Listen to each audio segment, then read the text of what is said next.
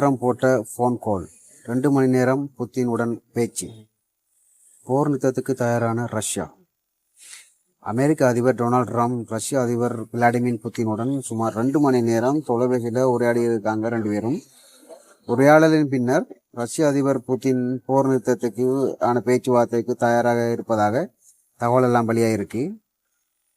அதாவது Ukraine Russia போர் நிறுத்தத்துக்கு தயாராக இருக்கிறதாக ரஷ்ய அதிபர் 2 மணி நேர பேச்சுவார்த்தைக்கு பின்னர் அறிவிச்சிருக்காரு.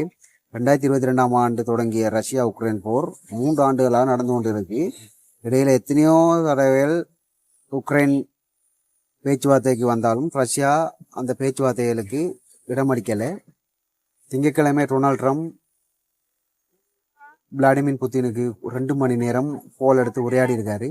உரையாடின இந்த சந்தர்ப்பத்தில் உரையாடிய பின்பு விளாடிமிர் புத்தின் அறிவிச்சிருக்காரு. அவருடைய எக்ஸ் தளத்தில் வெளியிட்டிருக்காரு இந்த அறிவிப்பை.